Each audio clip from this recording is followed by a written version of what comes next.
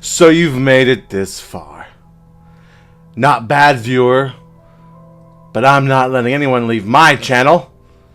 Everyone's gonna subscribe. Welcome back, everyone. I'm, of course, Stevie B. And today we're going to be talking about Resident Evil 2. So the Resident Evil 2 Remake reimagining has been out for a few weeks now, and I've spent enough time with it, and I want to discuss it with you. And I was trying to decide how I was going to approach this video. Was I going to do a review, a discussion? So I think I've settled on just having a discussion with you. I like to be less formal, but I'd like it to be you were sitting in front of me and we were talking about it. So I think that's what I've settled on, and that's what we're gonna do. So first, let's talk about the way it looks. Graphically, the game is beautiful. There's no question. It's definitely one of the best looking games Capcom has ever produced, let alone a Resident Evil game. This RE engine is like perfect and doing great things. I'm really excited to see the full version of Devil May Cry 5 and how that looks. The RPD looks spectacular in these graphics, and so does everything outside. Anywhere in the game just looks perfect. And I'm very happy that they waited till now to remake this game using this engine. It's amazing. We could talk about the graphics all day, but I don't think that's something that we need to talk. We need to harp on. We all know we can look at it and go, "Damn, this game is beautiful." I believe I've said it before. Like, it just looks gorgeous. So let's talk about the music real quick. The sound effects in the music is really good. But there's a lack of music for sure, or a lack of volume of music. I got the collector's edition on, and it has a soundtrack, and I listen to the soundtrack, and there's good songs, but I just don't remember hearing them, and I'm playing through the game, and I don't know if that's because they were low or because I wasn't focused on them, but like I played through Claire and Leon as intended by the developers, but my playthroughs after that, I've turned the original soundtrack on, and I don't think I'm gonna go back. I enjoy that original soundtrack playing in the background. I don't know if the sound could be turned up or what, or looped, because I know you get the save room theme a little bit, especially in the RPD, but it just feels like, you know, they try to keep the atmosphere by not having much of the sound and music, and the and the Resident Evil 2 soundtrack is one of the best in the series. And I would have preferred to hear remixed versions of that in general. You know what I mean? I just would. So let's talk about the gameplay a little bit. A lot of people did not like that this game was being remade third person over the shoulder. They did not like that at all. They wanted it to be fixed camera angles, which everybody's like, that can't work anymore. It probably could work, but for what they've developed, this is better. In my opinion, don't come at me. That's just my opinion. I would prefer to play it like this. I don't think that I would want to play this version of Resident Evil 2 with fixed camera angles. I just don't know if it would work. I feel like if they started from the ground up with fixed camera angles, it would be a completely different game. So I'd rather have this than fixed camera angles. I do like how it encompasses a lot, though, from the fixed camera angles. Like, you can walk and shoot, but you get a much better shot if you stand still and aim. That, you know, they tried to incorporate a lot of that stuff where they could, and I'm very appreciative of that. I like the item management a lot. I feel like that's pulled a lot from Resident Evil 7. It's kind of like the, 2 meets 7, but it's pretty much, you get what I'm saying. But I like the way that they've put it together in this. It makes a lot of sense. It's very easy to use. I like that you can combine things without actually having to add them into your inventory. So that's good. Weapon variations are very spot on, and they harper back to the original, with the shotgun for Leon and the grenade launcher for Claire. I could do without the spark shot. I haven't really used that much, but the flamethrower is definitely a lot more relevant now. With the new IVs, I use the flamethrower way more than I ever have in any Resident Evil game, period, in this. I like the upgrades to Claire's revolver that pretty much turned into a Magnum That was pretty cool. And then when you started the second perspective scenarios, you got the special weapons, the special pistols, the special revolver, and the special pistol. So that was cool too. All in all, the gameplay, the weapons, all spot on. I also enjoyed the addition of the knives and the grenades and the flashbangs, which is pulled straight from Resident Evil 1 Remake. The ability to counter. The ability to counter is crucial, especially in those hardcore runs. So I enjoy those a lot, and I'm glad they're in there for sure. I like the more emphasis on avoiding lickers and walking around them. I always used to kill them all, but when you're doing those hardcore runs, walking through them instead of engaging is much more beneficial to you than anything else. So like learning that mechanic. I mean, I don't know if you guys walked around the lickers in the originals, but I did not. I saw a licker and I blasted it. This is the first time I've actually ever tried to not engage a licker. So that was fun. So I have no complaints about the gameplay whatsoever. I think it's perfect. So let's talk about some of the enemies now in the game and the lack thereof. Zombies are perfect. Some people don't like the fact that when the massive the squishiness of zombies.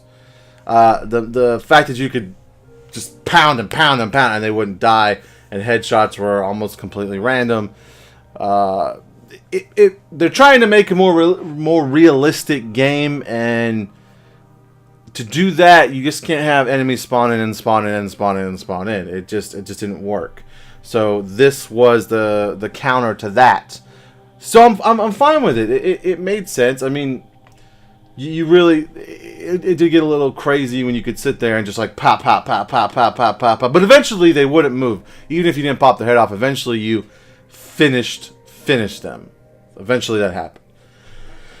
So I'm perfectly fine with the way zombies are, but I understand the complaint about them. The Cerberus. I feel like they're almost the same in every game they come in. They're fine in this. Maybe a little lacking, to be honest. I think that there was more in the original, but I mean, I didn't think, oh man, I wish I would fight more dogs. But no, I don't have any complaints about the Cerberus.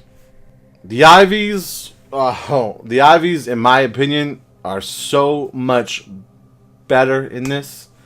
I like that they're actually, these weird mutated zombie things. Like I enjoyed their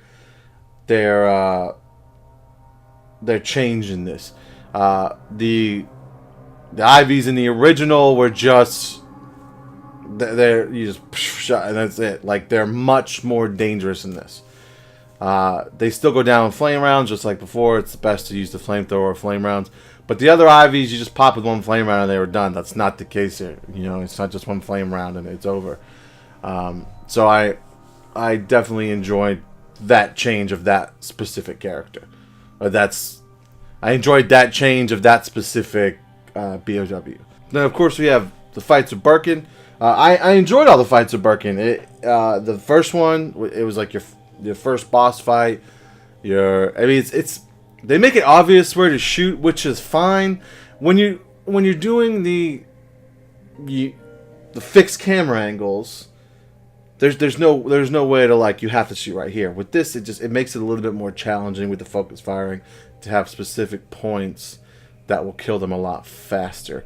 Again, pulled right from Resident Evil 7 and really pulled from 4, 5, 6, and 7. Like it's just something that they've done and continue to do. But I don't have an issue with this. It makes sense. And it would make sense that something that big, you shoot it in its huge eyeball, that it would hurt it.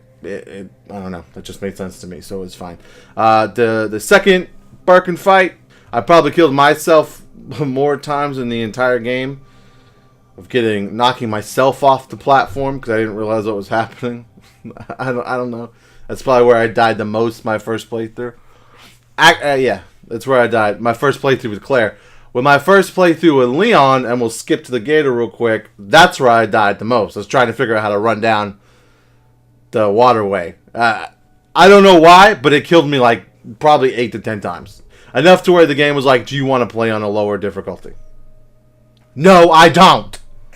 And I enjoyed the third Birkin fight. I liked that open the circle and taking him out. That was good. It was in the right atmosphere. I just enjoyed that a lot. And then when you're playing as Claire, the fourth and final Birkin fight, which is the third Birkin fight in the original. That's kind of how it was set up. I don't know. It's weird the way they do that. They mix around the fights a lot, which is fine. But I enjoyed that too. That was fine. I mean, it was fairly simple because they give you the minigun, and so you're just like and it's over pretty quickly. A little lackluster. The better fight for me was the third Birkin fight than the fourth Birkin fight at the end. I had more trouble with that. I died a couple times on the third Birkin fight. The fourth Birkin fight I didn't at all. So let's talk. Speaking of Birkin, let's talk about the G mutants and then what they replaced, and let's discuss that. So now there's more than one G mutant. I think there's like 5 or 6, and they hang out in the sewers. They replaced the spiders essentially, which is fine with me. This was a unique change that I enjoyed. I think spiders would have been fine. I don't care either way. I feel like maybe spiders were tested and they decided to go this way instead. I don't know. I don't know how it worked over there, but the lack of spiders did not bother me. It did. I was fine with it. It's cool if you weren't. Like, I'm not coming at anybody that wasn't okay with spiders, but the G mutant change got me a couple of times, and I enjoyed that change, so I was fine with it. And we're also missing crows? I think missing. There's no crows in this. I mean, it is what it is, right? Like, they're trying. I don't know. I didn't notice that crows weren't in the game until someone on Reddit told me that crows were in the game. Same thing with the cockroaches. But I mean, the cockroaches kind of were in the game, right? When you opened up in the morgue, you opened up the one there. I don't know if they were virus infected cockroaches, but they were there. And the moth too, right? Everybody's like, there's no moth as well. But the lab, and I'm going to talk about that in a minute. The lab was a lot smaller than what we had before, and I feel like the moth area was kind of replaced by all the ivy stuff. So that's another one that Reddit told me wasn't there, and I go, oh yeah, that wasn't there. So it was fine with what the changes they made, but I've got a lot of stuff to say about the lab particularly, so we'll get to that in a minute. So, of course, who could forget Mr. X, right? Say the best for last. The man with the hat. The first encounters with him are really, really stressful. And I think just like everybody else, I attacked him initially because you could down him in the original and you get stuff. So I had to restart his save because, I mean, I unloaded. He knelt down. I was like, all right, let me try again, and it just doesn't happen. He never goes down, which is a unique change, and it's fine. And he's very. You eventually learn the scriptedness of him, and then on your other playthroughs, he's much easier to avoid, and So I feel like Mr. X is the most, or the Tyrant as we're officially calling him, is the most effective with those first initial playthroughs. Once you figure out the rooms that you can go into where he can't, and his basic, like where he'll go to get you, and once you learn how fast he moves and the reach of his punch, it's fairly easy to avoid him, unless you end up in a room with 2 lickers and some zombies because you forgot to board up a window and he followed you in there and you're done. So next I want to kind of talk about the 3 areas, the RPD, the sewers, and the lab, and what we're missing when it comes to area-wise, the factory. The RPD, it's not much, like, there's subtle changes. especially to your routes. There's things blocked off. I don't really have that much to say on the RPD. It's what what we saw in the promotional stuff. We never really saw the sewers or the lab. The RPD is a nice, upscaled, reimagined version of it.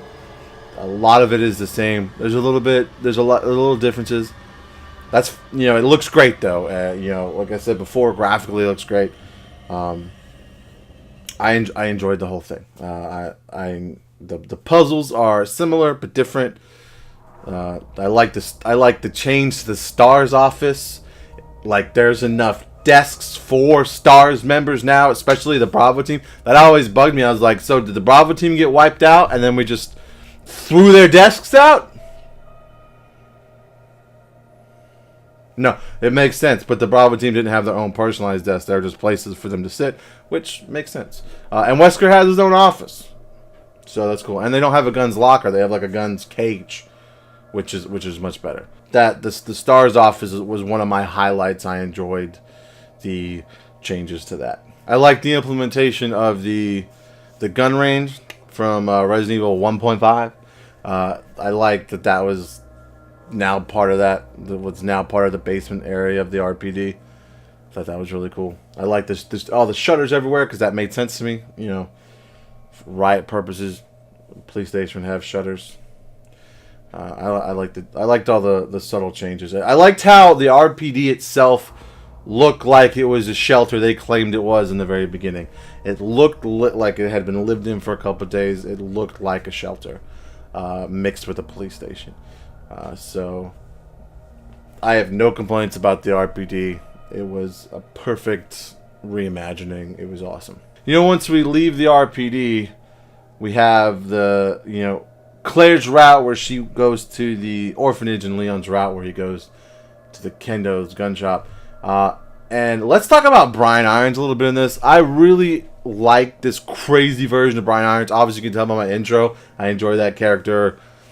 I think he's crazy. They did amp him up in this. Like, he's way crazier. Maybe a little too crazy. Maybe a little too over the top. But not enough for me to go, I no longer like Brian Irons. I enjoy, like, the fact he was trading kids to Umbrella, like, and running an orphanage. Like, the thought of Brian Irons running an orphanage just, like, just turns your stomach almost. So, I think, all in all, I like the change to the character. I wish maybe we were a little bit more subtle with Brian Irons. But we got what we got, and I liked it. And the orphanage was a nice change of pace, because I feel like maybe somebody would have noticed, the dungeon in the actual police precinct. But, with an orphanage that he owns and he runs, like, you've got a lot less. I think he owns it and runs it, right? That's kind of what they were. I'm not 100% sure if they were inferring that, but I think they were. But they got a lot less chance of him being found out there. So, and of course, you got Leon and Ada. Ada's great in this. I like her character model. Her solo section in the sewers. Some people like it, some people don't. It did feel a little bit of Resident Evil Revelations to me. Not this. I feel like I shifted to playing one of those games. It wasn't a big deal to me though. It was fine. I don't know what else to say. Like, I was scanning stuff and I felt like a super spy. Maybe it felt a little bit more 2008 than 1998, but she's a super spy with super money, and I was fine with it. I enjoyed her playthrough. I enjoyed her section to play through. When Leon leaves the precinct with Ada and you go to the Kendo gun shop that you would go to in the beginning in the original, and you meet Kendo. And this is probably the most emotional moment in the game. This moment got me. It got me. It shook me to my core. I enjoyed this moment the most out of all the games. I enjoyed this moment the most in the entire game. Yeah. He went from like just this, sorry about that, babe, to like this, they even though he's in it probably just about as much as he is in the original, they fleshed it out and they wrote this great emotional story with his daughter, and it was perfect. Now I could be wrong, and please, if you've gotten this far and you're with me, did he die? He didn't die, right? Like in the original, obviously he gets eaten by zombies, but you hear the gunshot, but you assume he shot his daughter. So is Kendo alive when you walk away from the gunshot, and we don't know his fate now? I mean, is that what we're led to believe? I hope so. There was nothing similar in the sewers than there was to the original. It was completely different. Even the chess key puzzle was different. It wasn't, there was no puzzle to it in the original. I enjoyed the sewers section itself. I don't necessarily. I'll say that, but I don't really like when I'm in playing these games. I'm in water. I don't know what's under the water, and the G mutants. So it was effective. I mean, I might not like it, but it was effective because you get attacked by the G mutants and stuff like that. The sewer is probably my least favorite part of this game. It's not. I mean, I love the game in general, but that's probably my least favorite part to go through. I like we had the turning table or the turning walkway platform. I like to see that come back. I enjoy that. And sewers is also where Leon runs from the gator. So that was a cool way they did it in this. It did feel kind of shoehorned in a little bit, but that's fine. I like that.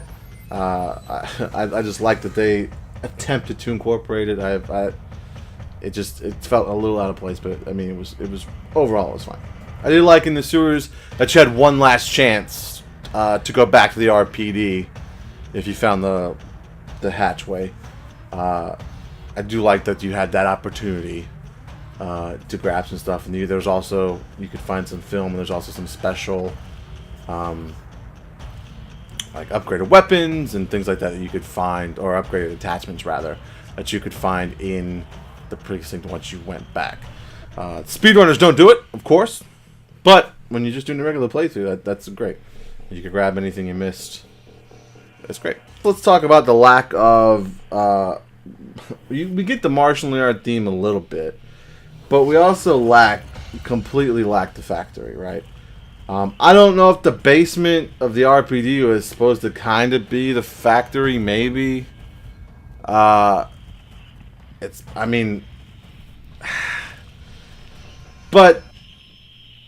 missing that point, and like the turntable is obviously there, but in a different spot at the end of the game with Claire. But this is probably the biggest change to the game, is missing this entire section. Like, this entire section is gone. I don't know why it's gone. It's probably one of my least favorite things about this, is that it's just not there. I don't know if it was planned to be there and they took it out for time, or I don't know why for time, but the factory is just gone. I'm disappointed that the factory is gone. That's all. I don't know what else to say. I'm disappointed about it. I wish it was in the game. It would be nice to know the reasons why it's not. I don't know if we ever will know the reasons why it wasn't. Just a lot of, especially in the B side of things, a lot of cool things happen there. So I don't know. It's not there. I don't know if it didn't make sense, if like they were writing it and it just didn't make sense to put the factory in the lab and they just took it out for that. It was cool to get the martial art theme when you're coming up the stairs and you see the elevator, but I don't know. Where's it at? Who knows? What happened? So we get to the lab, and I have two things about the lab. The lab, I like this new design of the lab, but it's much smaller, and that I don't like. The lab, to me now, feels like a fully functional hidden lab underneath Raccoon City. It makes sense to me. Having the entrance be from the sewers, that's, I mean, I guess that makes sense if you want to keep it hidden.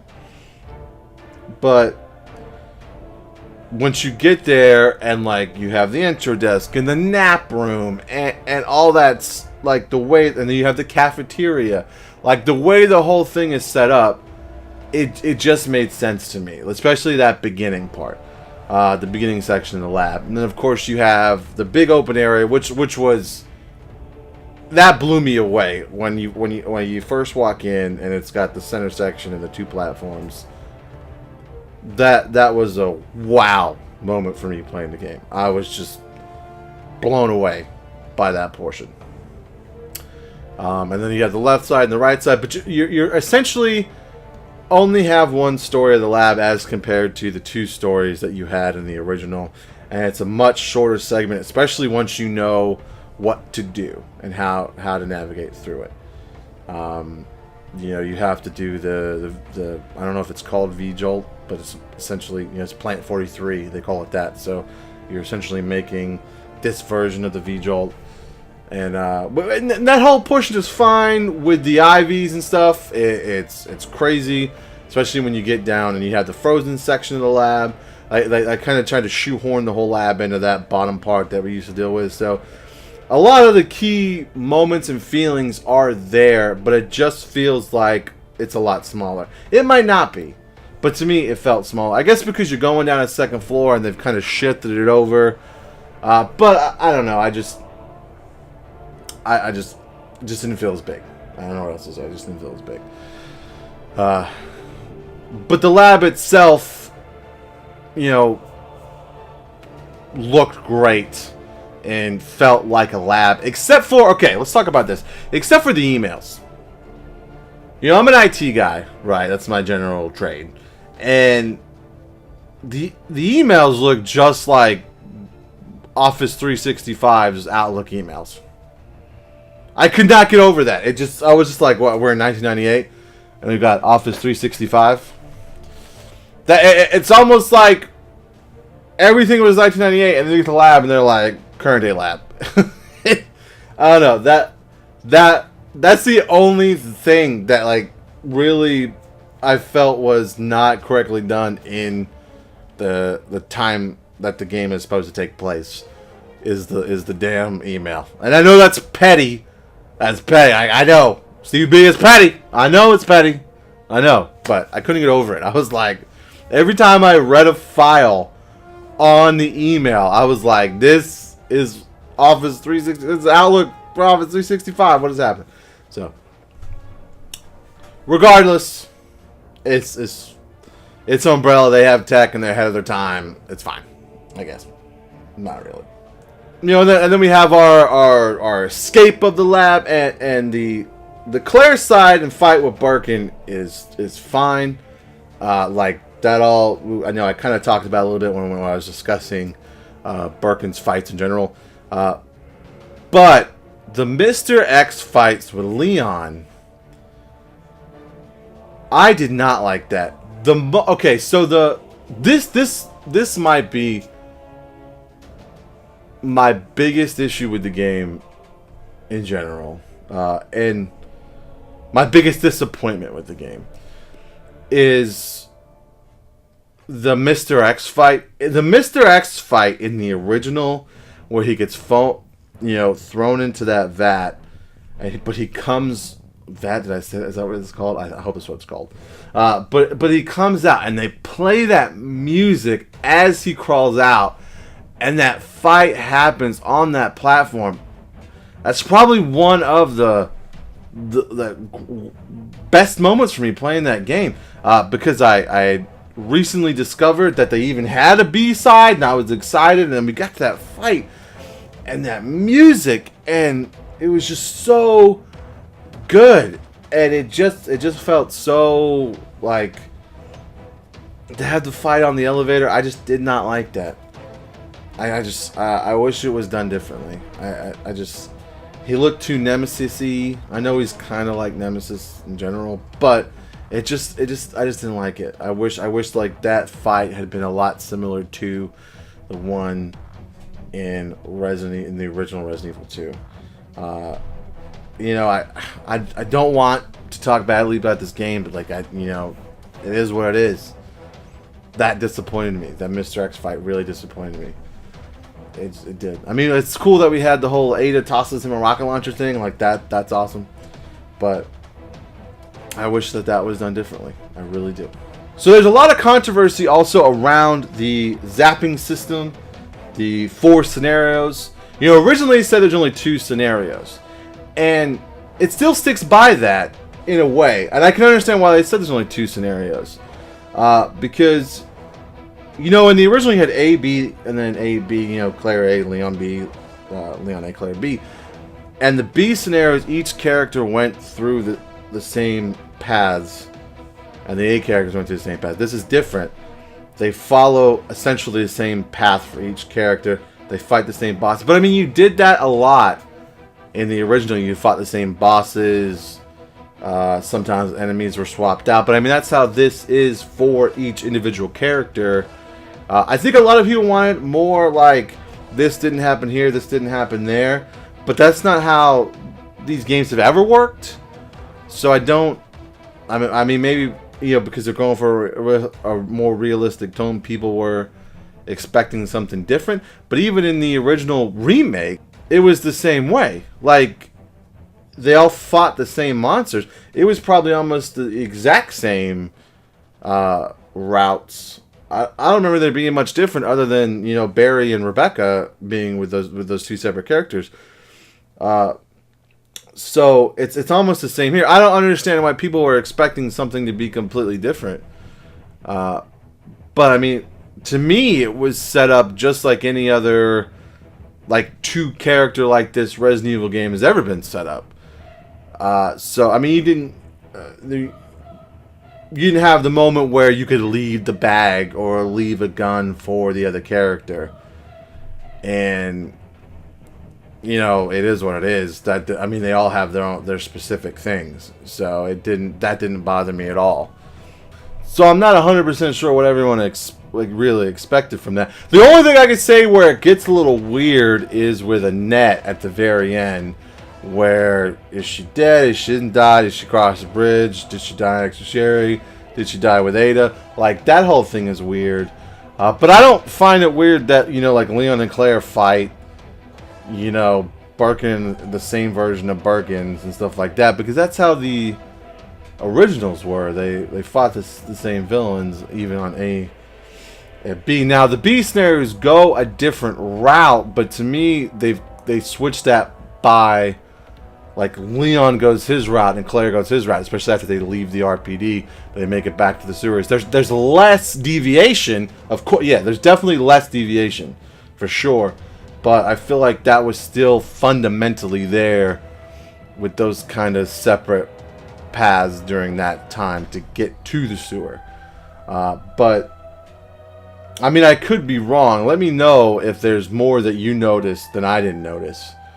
But to me, it played like the way they mashed up was how it's supposed to be. And the whole second run thing, I guess people were expecting that to, like, the way it was originally, where you would, instead of fighting Birkin at the end of, when you're playing Claire's first playthrough, and if you played her second run, you expected her to fight Mr. X instead of Birkin, and that wasn't the case. I expected that, to be fair.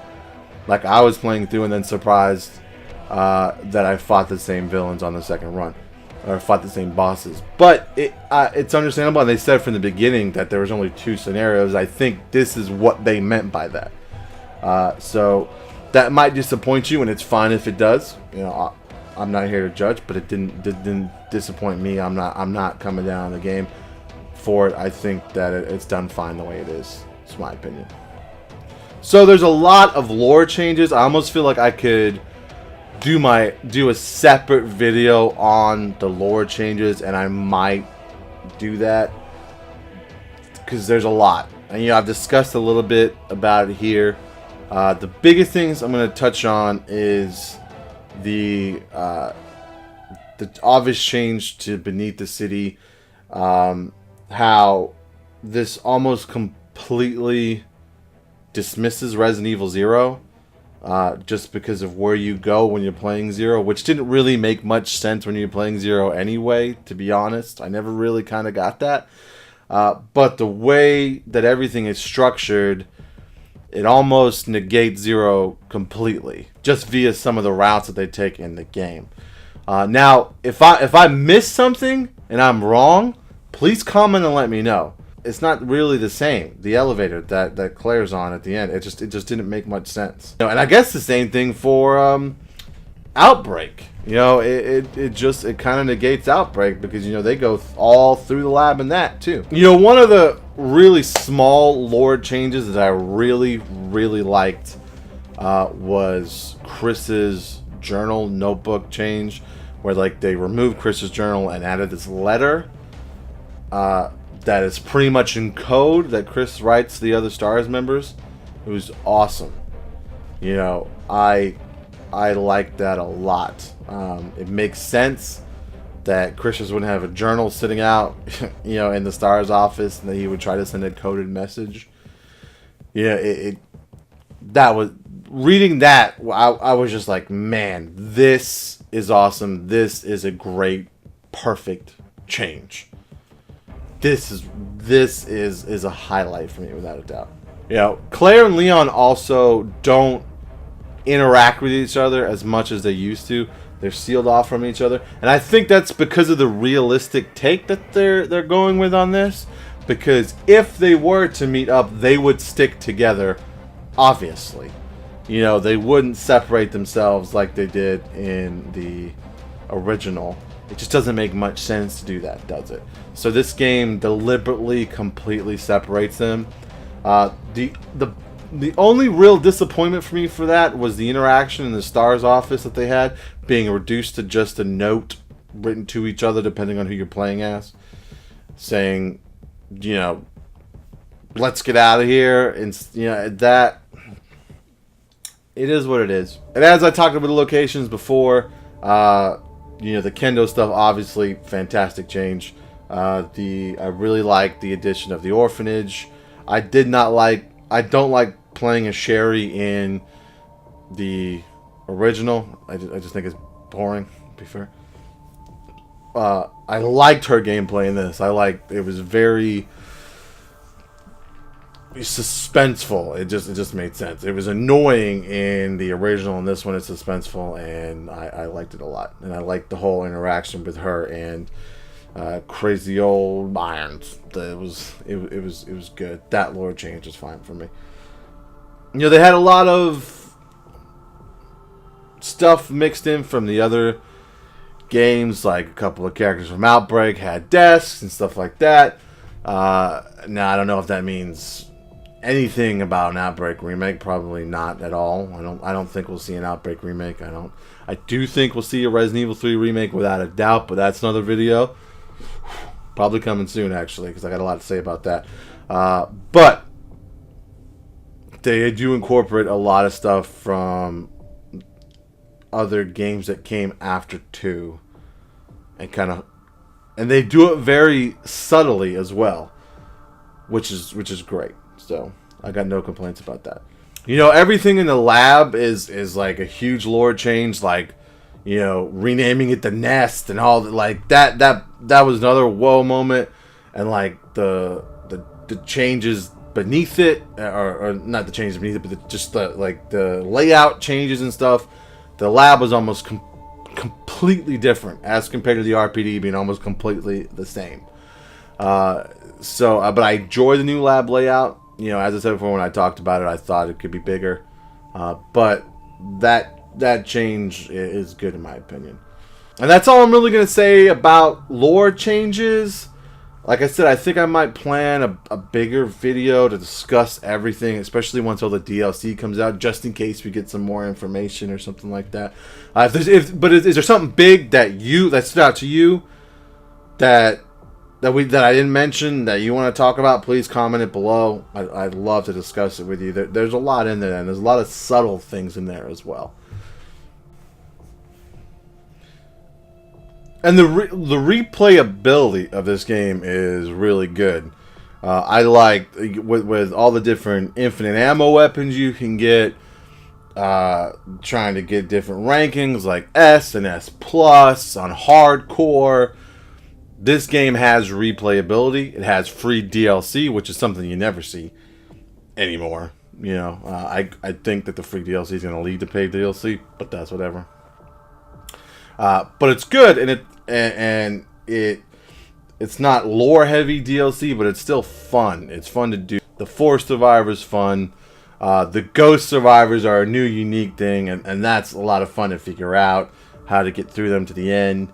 You know, it's like I said, they're not lore heavy, but they're nice additions to do as well. So the longevity of the game is definitely there with the like I said, with the multiple playthroughs, different infinite way. Like it's they definitely made it, and it's speedrun. Like if you want to try to speedrun it, they've definitely made it to where you can put a lot of hours into this game without a doubt. I think I'm on like hour 30. I think, I don't know, something crazy like that.